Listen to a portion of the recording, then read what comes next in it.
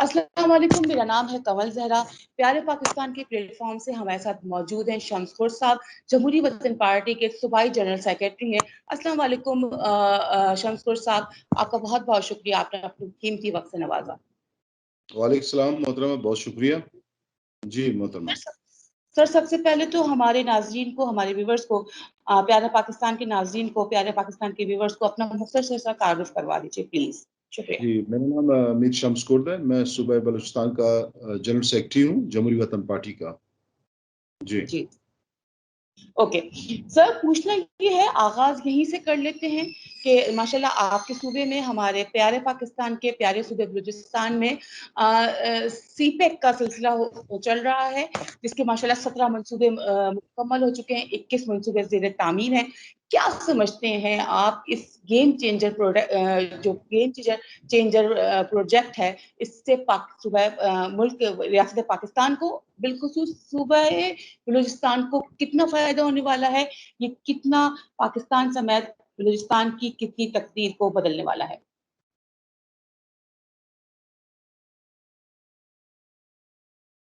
जी मोहतरमा, देखिए, बलूचिस्तान के अवाम को तरक्की के होने से कोई एतराज़ नहीं कि ज़रूर बलूचिस्तान तरक्की करे। बलूचिस्तान कई दहाइयों से पसमानदा, पानी का, पीने का पानी नहीं है, बिजली नहीं है, गैस नहीं है, रोज़गार नहीं है। हम चाहते हैं कि रोड बने। यहाँ पे हज़ारों लोग हमारे रोडों के उस पे एक्सीडेंट में मर जाते हैं, ज़ाया हो जाते हैं हमारी कीमती जानें। तो कौन ऐसा कौम है जो तरक्की नहीं चाहता होगा? हर कौम तरक्की चाहता है। कि सी पैक के हवाले से हमारी ये खदशात है, बल्कि अवाम के और हमारी सियासी जमातों को ये खदशा है कि अवाम हमारी जो ना यहाँ पे अकलियत में तब्दील ना हो। जो भी लोग आए, सबसे ज़्यादा रोज़गार जो है 80% हमारे सूबे के अवाम का हक हो, और 20% दूसरे लोग आए, उनका शेयर्स हो जाए।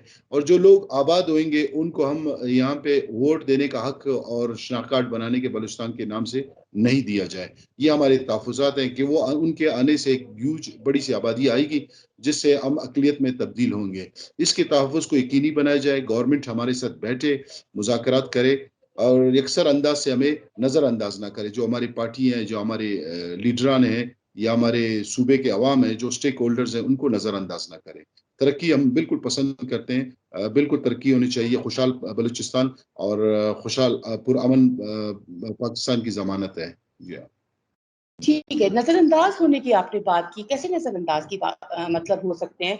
माशाल्लाह आपके शाहज़ैन बुट्टी साहब, जो आपकी जमात के अहम रहनुमा हैं, वो माशाल्लाह से वज़ीर-ए-आज़म साहब के मुशीर मुकर्रर हो चुके हैं, तो सर नज़रअंदाज तो नहीं हो रहा है आपको?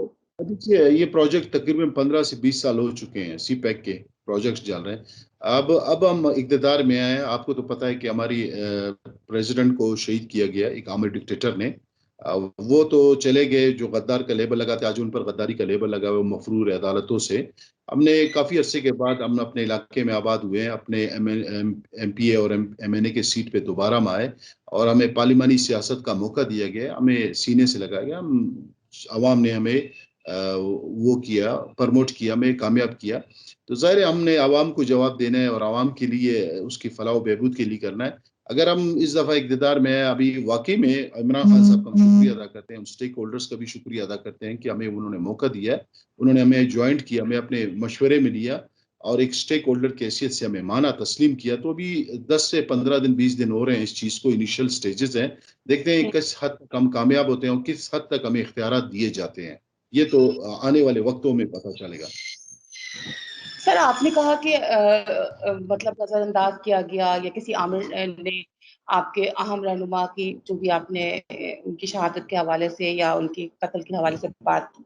सर, बात ये है कि शाहज़ैन भुट्टी साहब को माशाल्लाह बहुत अच्छी तरीके से ज़ाहिर सी बात है जानते हैं, आपके तो बहुत करीबी हैं।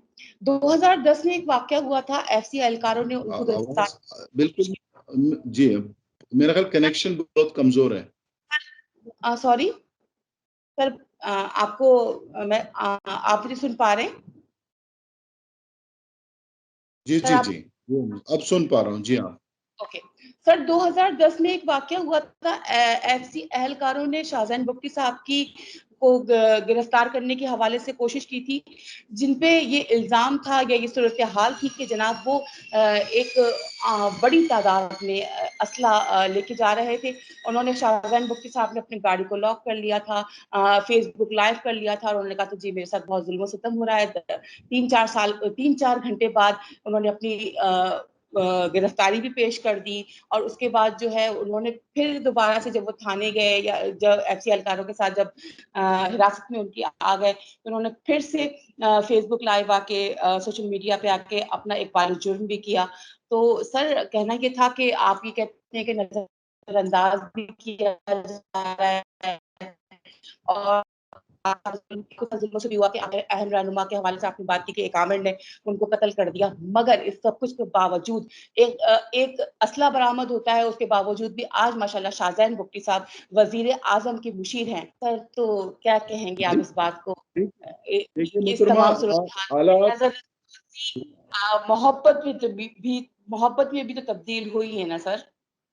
اب وہ بات آپ کی بالکل درست ہے. دیکھیے حالات ایک جیسے رہتے نہیں ہیں. جس طرح بلوچستان کی 2003 میں، 2014 میں، 15 میں جس طرح حالات تھے، اور 2010 تک بھی یہ حالات رہے. بلوچستان کے حالات ایک پروکسی وار کی صورتحال اختیار کر چکی ہے، کیونکہ ہمارے ہمسایہ ملکوں میں آس پاس وہ نہیں چاہتے کہ بلوچستان پرامن رہے. اور یہاں پر جو ہمارے قائد پر جو الزام لگایا گیا وہ عدالتوں نے ثابت کر دکھایا، اس پر کوئی پروف نہیں رہا. ٹھیک ہے نا. بزور طاقت، بزور پروپیگنڈا آپ بہت کچھ کر سکتے ہیں. جب آپ سیٹ سے اتر جاتے ہیں تو پھر اس کے کوئی وقت نہیں رہتا ہے. ہمارے جو شاہزین صاحب تھے انہوں نے یہی جتنے بھی دباؤ پریشر برداشت کیا، ان کو گرفتاریاں، ان کے اسلحے کے کیسز رکھے گئے، ان پر مختلف ادوار میں مختلف پریشرز کیے گئے کہ آپ اس ملک کو چھوڑ کے چلے جائیں. انہوں نے کہا کہ میں اس ملک کو چھوڑوں گا نہیں، یہی میرا ملک ہے، یہی میرا پارلیمانی سیاست کروں گا، یہیں پہ میرا جینا مرنا یہی ہے، میں اپنے عوام کو تنہا نہیں چھوڑوں گا. انہوں نے ثابت قدمی سے کر دکھایا. آج اس کے ثمرات اس کو مل رہے ہیں. انہوں نے واقعی میں اس چیز کو ثابت کرایا، اور تاریخ نے بھی، وقت نے بھی ثابت کرایا کہ ہم محب الوطن ہیں، ہم سچے پاکستانی ہیں، ہم پاکستان کے ساتھ رہنا چاہتے ہیں. آج سٹیک ہولڈرز نے اس بات کو بھی تسلیم کر دیا، لوگوں نے بھی، اور وزیر اعظم نے بھی، اور ہمارے جتنے بھی تھے انہوں نے اس بات کو تسلیم کر لیا کہ واقعی میں محب الوطن، جمہوری وطن پارٹی ایک محب الوطن جماعت ہے، اور اس کے قائد بھی محب الوطن لیڈران ہیں. وہ کبھی بھی پاکستان سے الحاق کی بات نہیں کی، کبھی پاکستان سے غداری کی بات نہیں کی. یہ کیسز وہ ان پر پڑھیں، وہ بالکل آپ کی بات صحیح ہے، لیکن سپریم کورٹ، ہائی کورٹ نے ان کو بری کر دیا اس کیس سے. تو اس کیس کی میرے خیال میں کوئی وقت نہیں رہتے ہیں. جب اعلیٰ عدلیت باعزت بری کر لیتے ہیں، الزامات تو سیاسی جماعتوں پہ، سیاسی قائدین پہ لگتے رہتے ہیں مختلف ادوار میں. اب یہ کہ وقت نے ثابت کر دکھایا، ہم نے اپنے کردار اور گفتار سے ثابت دکھایا، اپنے محب الوطنی سے ثابت کر دکھایا کہ آج ہم پارلیمانی جماعت اور ایک اتحادی کی شکل میں بھی بیٹھے ہیں، مرکز میں اور صوبے میں بیٹھے ہیں، اور سٹیک ہولڈرز کے ساتھ ہم بیٹھے ہیں کہ بلوچستان کی پالیسیز اور بلوچستان کے حالات کو کس طرح درست فرمانا ہے. جی ہاں. چلے جی، اللہ مبارک کرے کہ ماشاءاللہ آپ لوگ پارلیمان کا حصہ ہیں ماشاءاللہ سے. ڈیرا بگٹی کو سر مجھ سے زیادہ آپ بہت اچھی طریقے سے سمجھتے ہیں. ظاہر سی بات ہے آپ وہاں کے رہنے والے ہیں. ڈیرا بگٹی کا مجھے کریکٹ کیجیے گا، ڈیرا بگٹی کا کہا جاتا ہے، اگر میں غلط کہہ رہی ہوں تو مجھے کریکٹ کیجیے گا، کہ وہ بہت پسماندہ جگہ ہے ڈیرا بگٹی. غربت بہت ہے، بنیادی سہولتوں کا فقدان ہے ڈیرا بگٹی میں. مگر ہم شاہزین بگٹی صاحب کو دیکھتے ہیں ماشاءاللہ، ان کا اسلام آباد میں بڑا زبردست گھر بھی ہے، بڑی اچھی بہترین گاڑی میں وہ آتے ہیں. اس تناظر میں، اس دونوں صورتحال میں مجھے سمجھائیے گا، اور میری مطلب اس پیارے پاکستان کے پلیٹ فارم سے بلوچستان کے عوام کو سمجھائیے گا کہ کس طریقے سے شاہزین بگٹی صاحب ڈیرا بگٹی کی غربت کو ختم کریں گے، جبکہ ماشاءاللہ وہ خود کافی خوشحال ہیں. دیکھیے محترمہ، جہاں غربت کی بات ہے، امریکہ جیسے ملکوں میں بھی غربت پائی جاتی ہے، ترقی یافتہ ملکوں میں بھی پائی جاتی ہے. غربت ہر جگہ نظر آتی ہے. میں آپ کو بتاؤں، اگر بلوچستان کے حوالے سے ڈیرا بگٹی کا دیکھا جائے، کالجز بنے، سکولز بنے، ہاسپٹلز بنے ہیں، گیس ہے، بجلی ہے، تمام ترقیتی سہولتیں اور تمام جتنے بھی عوامی سہولتیں ان کو میسر ہے. اب 13 سے 16 سال حالت جنگ میں رہنا اور اقتدار سے ہم نے دور رہے اپنے علاقے سے، تقریباً اس میں 25 سے 26 سال ہو گئے ہمیں اپنے علاقے سے دور رہے. تو ابھی سال 2 سال میں وہ حالات، وہ جنگ زدہ علاقہ بھی تھا اور حالات بھی وہاں پہ خراب تھے. تو وہاں پہ جانا، وہاں پہ عوامی ترقیاتی کام کرنا ایک چیلنج سے کم نہیں ہے. نوازادہ گورم صاحب ڈسٹرکٹ چیئرمین رہے، انہوں نے بڑی ترقیاتی کام کیے. اسی طرح وہ لوکل گورنمنٹ کے رہے، وہ منسٹر رہے ماشاءاللہ. اب ان کو چانس ملا ہے، انشاءاللہ وہ ڈیرہ بگٹی اور سوئی کی تقدیر بدل دیں گے. رہی ان کے اثاثے کہ یہ پہلے بھی رائل فیملی تھے اور آج بھی رائل فیملی ہے. ان کی لیونگ سٹینڈرڈ بیفور پاکستان بننے سے پہلے بھی ان کے حالات، ان کے واحد یہ سردار تھے بلوچستان میں، نواب تھے جن کے پاس وافر ریسورسز اور پیسے ان کے پاس تھے. تو انہوں نے یہ واحد فیملی ہے جو آج تک کرپشن کے الزام ان پہ نہیں لگا ان کے دامن اچھا پر، تو نہ لگے گا آگے. اور ان کی اپنی ایسٹس ہیں، ان کی اپنی زمینداری ہے، ان کی اپنی جائیداد ہے. یہ پیسہ ان کا اپنا پیسہ ہے، کوئی کرپشن کا پیسہ نہیں ہے، کہیں سے لوٹ مار کا پیسہ نہیں. یہ نواب ہے، خاندانی لوگ ہیں، اور انہوں نے اپنے گفتار، عمل، کردار سے انہوں نے ثابت کر دکھایا ہے ان کو. اور کبھی بھی ان پر ایسے کوئی ایلیگیشن لگتے رہتے ہیں ایلیگیشنز، لیکن کبھی ثابت نہیں ہوئے ان پہ ایلیگیشنز. ایلیگیشنز میں کچھ ایلیگیشنز ایسے بھی تھے، اگر معذرت کے ساتھ آپ برا نہیں مانیے کیونکہ آپ کا بگٹی فیملی کے ساتھ بڑا گہرا تعلق ہوگا. ہم نے سنا ہے کہ بگٹی فیملی کی، جو بگٹی فیملی کے اہم رہنما تھے جن کا آپ نے ابھی ذکر بھی کیا، نواب زادہ بگٹی صاحب، تو ان کے لیے سنا ہے کہ انہوں نے اپنی نجی جیلیں بنائی ہوئی تھی، شادی کرنے تک کی اجازت نہیں تھی آپ کے ہمارے بلوچی بھائیوں کو جب تک ان سے پرمیشن نہ لے لیں. تو سر ان تمام یہ الزامات ہیں یا باتیں ہیں، ان میں کتنی صداقت ہے؟ کنڈکٹ کوڈ مچ پہ نہیں لگے جو آپ کا عدلیہ نظام اتنا مفلوج ہو چکا ہے، لیکن ہمارا جو قبائلی نظام ہے وہ بڑا مضبوط ہے. یہاں پہ ایک چھوٹے سے چھوٹے مسئلے چلتے ہیں، سال 2 سال چلتے ہیں، 10 سالوں تک ان کا فیصلہ ہوتا ہے. لیکن ہماری قبائلی فیصلے 10 دن، 1 دن میں، 1 گھنٹے میں بھی ہو جاتے، قتل کے فیصلے. ایسا کچھ بھی نہیں ہے، پروپیگنڈا ہے. اور یہ جو جب بھی جہاں پہ آپ نے وار کریٹ کرنا ہے، جس چیز کو آپ نے بدنام کرنا ہے، کسی لیڈر کی ساکھ خراب کرنا ہے، پہلے اس پر پروپیگنڈا کیا جاتا ہے. اور نواب اکبر خان بگٹی صاحب نے، شہید وطن نے، کبھی بھی اپنے قوم پر جنگ مسلط نہیں کیا گیا، لیکن اس پر مسلط کیا گیا ہے. اس نے خود اپنے پر مسلط نہیں کیا ہے، اس کو ایسے مجبور کیا گیا حالات پر، اس کو دھکیلا گیا جنگ کی طرف. آخرکار ان کو شہید کیا گیا، ان کو راستے سے ہٹایا گیا. اس کی وجہ کیا تھی؟ ان کی ٹھوس موقف بلوچستان کے حقوق اور حق پر بات کرنا تھا. تو اس حوالے سے تو یہ حوالات کے حوالے سے، تو انہوں نے کبھی بھی ترقی کے خلاف کبھی بھی انہوں نے وہ نہیں کیا ہے. جی ہاں. اچھا سر، میری کچھ بلوچی نوجوانوں سے بات ہو رہی تھی. میں ایک سروے رپورٹ تیار کر رہی تھی، تو اس سلسلے میں میرے کچھ بلوچی نوجوانوں کے ساتھ رابطہ ہوا تھا. ان سے بات ہو رہی تھی، تو اس میں اکثریت کو جو میں نے آبزرو کیا، میری آبزرویشن کے مطابق، وہ سردار نظام کو اچھا نہیں سمجھ رہے. آج کی جو یوتھ ہے وہ اچھا نہیں سمجھتی ہے سردار نظام سے، وہ اس چیز سے نکلنا چاہتی ہے. وہ چاہتی ہے کہ نوجوان آگے آئیں. وہ مطلب ایک جس طریقے سے آج کا ماڈرن ورلڈ ہے، اس طریقے کی سلسلے کو آگے لے کے آئیں اپنی قبائلی تہذیب کے ساتھ، جو ان کی تہذیب ہے. یعنی کہ بالکل ہی ایک دم سے بے-راروی کا شکار نہ ہو، مگر ایک جو آج کا جو اس طریقے دور چل رہا ہے اس دور کے ساتھ چلیں. آپ ماشاءاللہ، آپ کا تعلق، مطلب آپ شاہزادہ بگٹی صاحب کا تعلق ایک قبائلی اس سے ہے، اور آپ ظاہر سی بات ہے قبائلی رواج کی پاسداری بھی کرتے ہیں. مگر میں نے جو آبزرو کیا، نوجوان چاہتے ہیں وہ سردار نظام سے باہر نکلنا. کیسے آپ ان نوجوانوں کو مطمئن؟ کچھ نوجوان ہیں اگر باہر رہتے ہیں یا باہر رہتے ہیں، زندگی گزرتے ہیں، میرے خیال سرداری نظام کوئی ترقی میں رکاوٹ نہیں ہے. جی جن سے میری گفت و شنید ہوئی وہ بلوچستان کے ہی نوجوان ہیں، بالکل آج بھی بلوچستان. بالکل ہو گئے. دیکھیے، ہر ایک کے اپنے خیالات ہے، ہر ایک کے اپنے احساسات ہے، جذبات ہے، جمہوری عمل ہے. میں سمجھتا ہوں کہ ہمارے جو وہ ہے قبائلی نظام، ترقی کے راہ میں رکاوٹ نہیں ہے. کچھ سردار نواب ضرور ہوں گے جو ترقی مخالف ہوں گے، وہ نہیں چاہتے کہ بلوچستان خوشحال ہو، پرامن ہو. ان کے اپنے ایجنڈے ہوں گے، ان کے اپنے مقاصد ہوں گے. شاید وہ اسی پروپیگنڈا اور پراکسی وار کے شکار ہوں گے یا اس کے زد میں آئیں گے. لیکن قبائلی آج تک لوگ یہاں پہ ہندو قبائل بھی رہتے ہیں، سیٹلرز بھی رہتے ہیں، وہ بھی مطمئن ہے کہ قبائلی نظام میں ایک تحفظ ہے، ایک رواج، ایک رسم ہے. اس میں ایک چاہے مرد ہو، چاہے خواتین ہو، چاہے اقلیت ہو، چاہے دوسری قومیں ہوں، وہ اپنے آپ کو محفوظ سمجھتے ہیں. آج بھی کئی علاقوں میں اقلیت آباد ہے، وہ اپنے آپ کو تحفظ کا احساس محفوظ سمجھتے ہیں قبائلی نظام ہے. دوسری بات یہ کہ رہی کہ ہماری لیڈر ایک بالکل نواب ہے، سردار ہے، قطع نظر وہ ایک ہٹ کر ایک پارلیمانی سیاسی جماعت کے ممبر بھی ہے، ایسے ہم اس کو اپنے ایک لیڈر اور سیاسی جماعت کی نظر سے ہم دیکھتے ہیں. ہمارے مسائل، وہ ایک جمہوری اور ایک سیکولر ذہن کے مالک ہیں، اور ایک سوشلسٹ بھی ہیں، ایکٹیوسٹ بھی ہیں.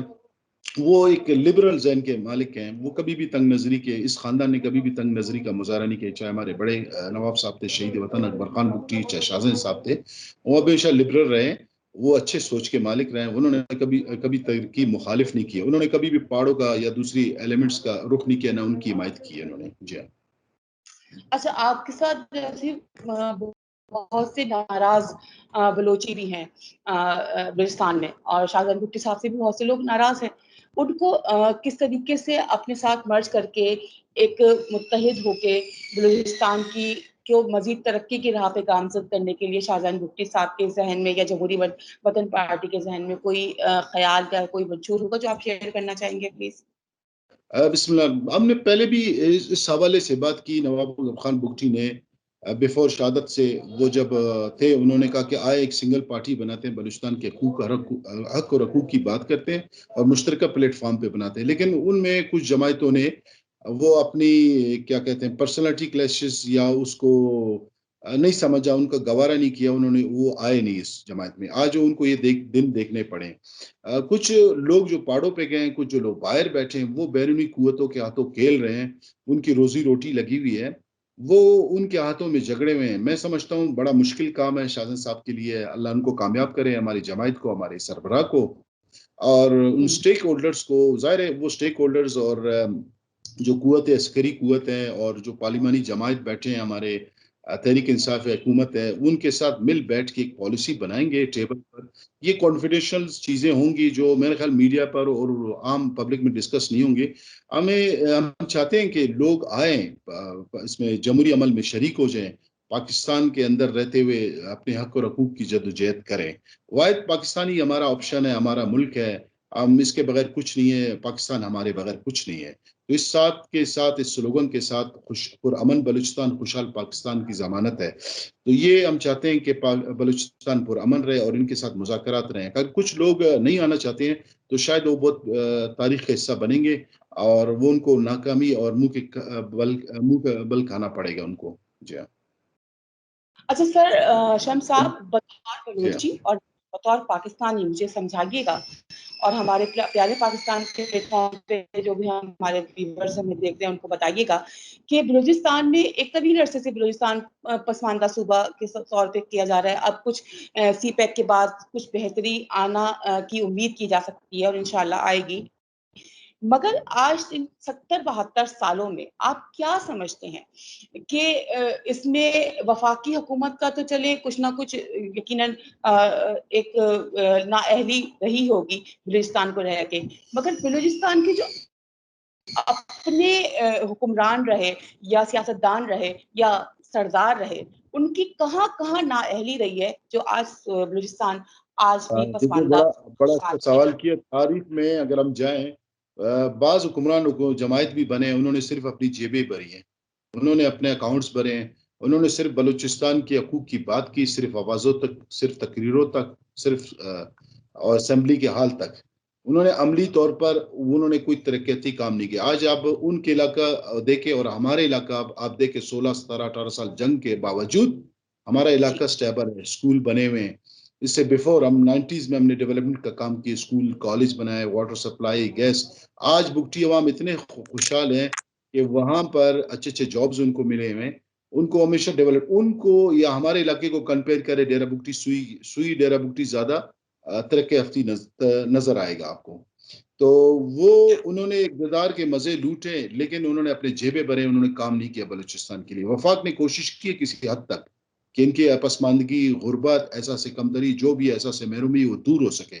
لیکن جو بدقسمتی ہمارے یہاں پہ مسلط ہوئے حکمران کئی صدیوں سے آ رہے ہیں جا رہے ہیں، خاندان تو کوئی خاندان 3 ادوار آئے، لیکن انہوں نے کوئی ترقیاتی کام نہیں کیا. اس میں ہمارا جو قوم پرست جماعتوں کا یا جو ہماری بلوچستان کا، ان کا بھی اتنا ہی قصور ہے جتنا وفاق کا قصور ہے. سر بس آخری سوال کرنا چاہوں گی بطور جی فیمیل. آپ نے کہا کہ شاہزین بگٹی صاحب ایک سیکولر سوچ رکھتے ہیں، ماڈرن مطلب آج کے دور کی سوچ رکھتے ہیں. جی آپ کی محترمہ. جماعت جن وطن پارٹی خواتین کے حوالے سے کتنی مطلب کتنا خواتین کی آزادی رائے پہ یا خواتین کی امپاورمنٹ پہ کتنا یقین رکھتی ہے، اور خواتین کو آپ کتنا موقع دیتے ہیں اپنی بات کرنے کا؟ جی محترمہ. آواز آ رہی ہے؟ آپ کو میری آواز آ رہی ہے سر؟ جی آ رہی ہے، ابھی آ رہی ہے. سر میں کہہ رہی ہوں کہ بس آخری سوال ہے.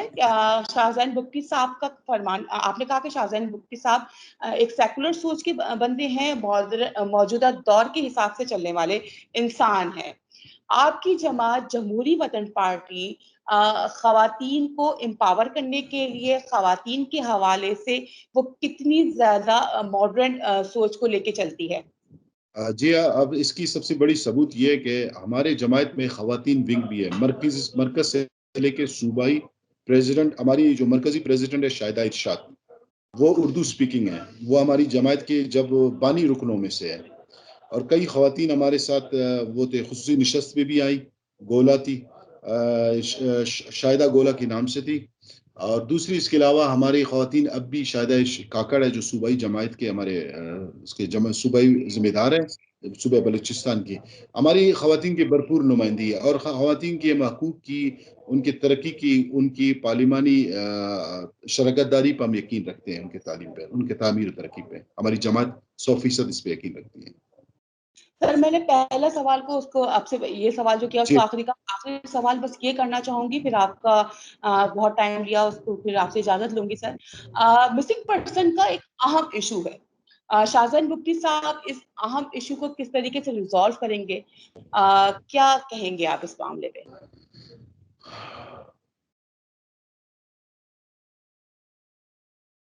سر آپ میری آواز سن پا رہے ہیں؟ سر آپ میری آواز سن پا رہے ہیں؟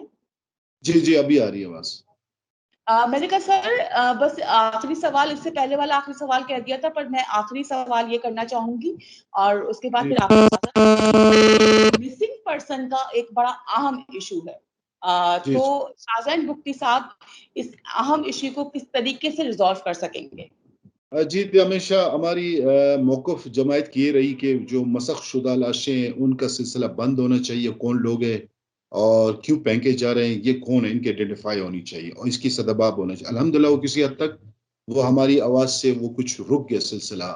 ہماری جو سیکورٹی ایجنسیوں الرٹ ہو گئے، اس چیز کو انہوں نے ختم کر دیا ہے پرامن طریقے سے اور اپنے فرض کو نبھاتے ہوئے.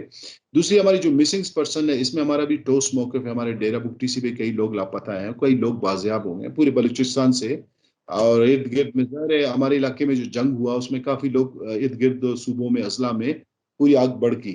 اس میں کئی لوگ مسنگ پرسن ہو. اس میں میں سمجھتا ہوں 50% تک بازیاب ہوئے ہیں، اور 50% سے ابو جو نا ہمارے کچھ لوگ مسنگ پرسن ہیں. اس میں ہماری بھی موقف ہے، ہم وزیر اعلیٰ سے، ان اسٹیک ہولڈر سے اپیل کرتے ہیں اور یقیناً ہم ان کے ساتھ ہیں. اس کے لیے بہترین کوشش کریں گے کہ مسنگ پرسن اگر ماحول کو سازگار بنانا ہے مذاکرات کا، تو یہ مسنگ پرسن کا جو ایشو ہے بلوچستان میں، ان کی بازیابی کو یقینی بنایا جائے. انشاءاللہ. تو بلوچستان سر میں آپ نے حالات بہتر ہوئیں گے، انشاءاللہ ایک ماحول بن جائے گا. انشاءاللہ. تھینک یو سر، آپ نے اپنی قیمتی وقت سے نوازا. بہت بہت شکریہ. اللہ حافظ.